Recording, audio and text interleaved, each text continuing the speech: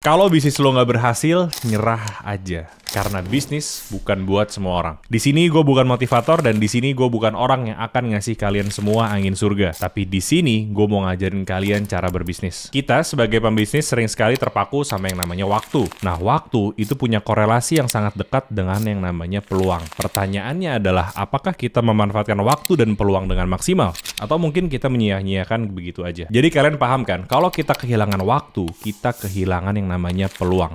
Udah berapa lama kalian punya usaha dan udah berapa lama kalian di fase stuck? Mau sampai kapan kalian seperti itu? Dan pertanyaannya adalah, udahkah kita belajar untuk mendapatkan peluang yang besar? Gue mempunyai pengalaman di dunia F&B lebih dari 7 tahun. Dan sekarang gue mau bagiin ilmu-ilmu gue di channel gue yang ini. Sebelum gue masuk ke topik, gue mau sedikit cerita tentang pengalaman gue memulai usaha terutama di dunia F&B. Jadi waktu zaman gue masih SMA, gue sekolah di sekolah swasta yang cukup mahal, ada di Jakarta Selatan.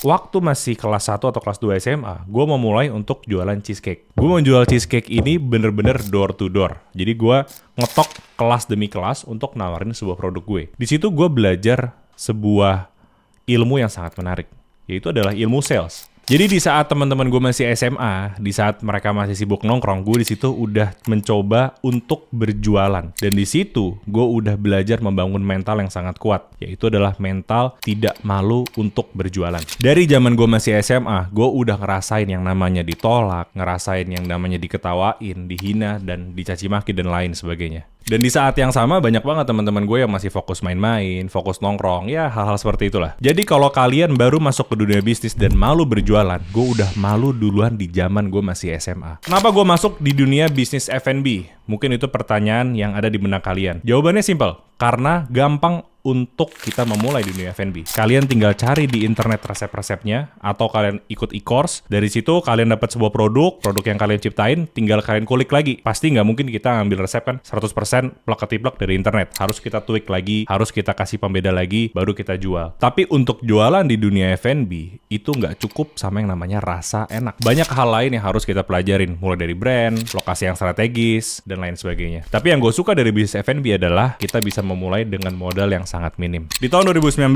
gue masuk ke dunia kerja. Gue kerja sebagai tukang bersih-bersih di sebuah pulau, namanya Pulau Natuna. Nanti mungkin kapan-kapan gue bisa ceritain ya, cerita gue tentang bersih-bersih. Tapi, satu hal yang mau gue ceritakan, di saat gue bersih-bersih, gue mendapatkan sebuah peluang yang sangat menarik, yaitu jualan minuman kekinian di pulau tersebut. Jadi gue ngelihat ada sebuah gudang yang gak kepakai, ukurannya kurang lebih 2x2 atau 2x3. Di situ gue punya uang kalau nggak salah kisaran 300.000, gue pakai semua, cetak menu, beli bahan baku secukupnya, susu, kopi, dan lainnya. Akhirnya gue mencoba jualan minuman kekinian. Gue inget banget, kurang lebih cuma ada 3-4 menu di situ. Di situ gue jualan selama 1 bulan dan gue mendapatkan 2 digit pertama gue. Bisnis gue menghasilkan 2 digit itu cuma bertahan 3-4 bulan. Kalian tahu kenapa? Karena terjadi yang namanya pandemi.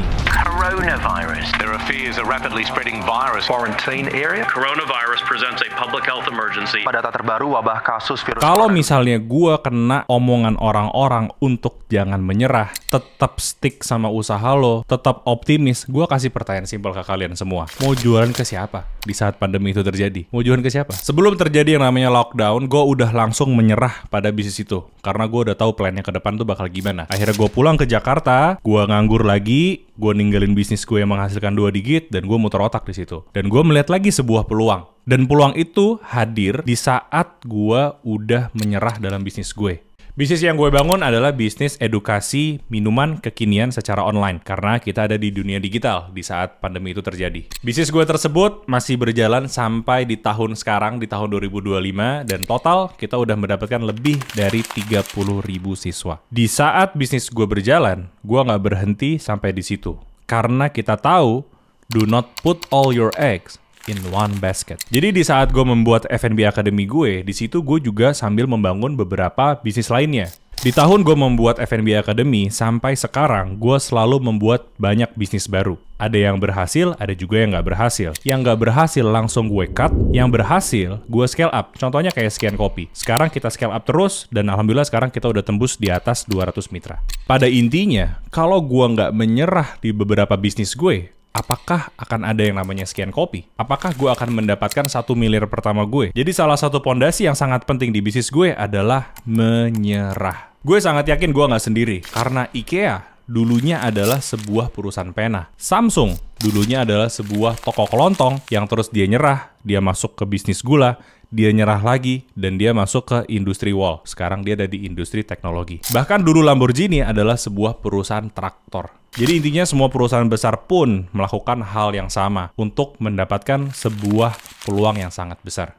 Gimana cara kita tahu kapan kita harus menyerah di dalam bisnis kita? Gue akan jelasin sekarang. Yang pertama adalah kita harus membuat bisnis plan yang proper dulu. Jadi kita harus punya resep yang enak, produk yang enak, kita harus memilih lokasi yang strategis, dan lain sebagainya. Yang kedua adalah kita harus set timetable kapan kita harus menyerah di bisnis ini. Kita ambil contoh, misalnya teman-teman mempunyai sebuah coffee shop. Sebulan, teman-teman harus punya pengeluaran sebanyak 50 juta misalkan. Misalnya kan teman-teman set timetable selama 6 bulan. Berarti 50 juta dikali 6 adalah 300 juta. Kalau udah, kita tinggal masukin 300 juta dengan modal yang dikeluarkan. Lalu masuk ke pertanyaan berikutnya, apakah kita siap kehilangan uang tersebut? Biasanya, gue membutuhkan waktu 3-4 bulan untuk gue memutuskan bisnis ini gue lanjutin atau enggak. Karena 3-4 bulan adalah waktu yang pas untuk kita menilai sebuah perusahaan. Kita bisa menilai dari kualitas rasa, dari segi brand, dari segi marketing, dan lain sebagainya. Kalau udah nggak fit, langsung gua cut. Kalau berhasil, berarti ya kita lanjut. Intinya kita harus ngeset waktu kapan kita harus menyerah. Karena kalau kalian nggak punya set waktu ini, kalian akan ada di loop yang begitu aja. Dan tanpa kalian sadari, kalian sudah menghabiskan banyak banget waktu dan peluang. That's why itu penting bagi kita untuk mempunyai bisnis yang lain. Seperti quotes yang tadi gue bilang, do not put all your eggs in one basket. Di saat gue menjalankan bisnis, biasanya gue sambil menyiapkan bisnis yang lain. Kita sebut dengan yang namanya kartu as. Jadi kartu as ini bisa kalian keluarkan di saat bisnis kalian nggak berhasil atau berhasil. Misalnya bisnis kalian nggak berhasil, kalian harus cut loss. Kalian punya kartu, jadi kalian nggak mikir panjang-panjang. Langsung keluarin kartunya, langsung create bisnisnya. Atau kalau misalnya bisnis kalian berhasil, kalian berarti tetap keluarkan kartunya dan mendapatkan 2 source income berarti. Di saat gue usaha F&B Academy, di situ gue sambil mendevelop kartu as gue. Dan kalian tahu apa kartu asnya? Kemitraan sekian kopi. Dan kartu ini gue keluarkan bukan karena bisnis gue nggak works, tapi di saat bisnisnya works gue keluarkan dan gue mendapatkan another source of income. Buat lo yang takut untuk menyerah dalam bisnis, mungkin karena lo capek, mungkin karena lo udah ngebangun bisnis ini dari lama, gue kasih pertanyaan ke lo semua. Lebih pilih mana? Stay di usaha yang gitu-gitu aja, atau lo move on, ambil peluang besar lainnya. Lagian kalau misalkan kalian capek, bukankah kita semua capek di sini? Kalau lo emang mau stay, ya silahkan, pintu kebuka lebar. Tapi pertanyaannya, apakah orang tua kalian bisa menunggu? Apakah istri kalian bisa menunggu? Atau mungkin anak-anak kalian bisa menunggu? Kalian jangan egois. Kalau misalnya nggak works, ya kalian harus cari pintu yang lain. Fokus sama hal yang bisa kalian kontrol. Ikhtiar dan tawakal yang optimal, itu adalah sebuah kunci kesuksesan yang besar. Gue tahu untuk melihat sebuah peluang yang besar, kita harus punya vision yang clear. Dan yang gue tahu, untuk mendapatkan vision yang clear, kita harus menurunkan yang namanya ego.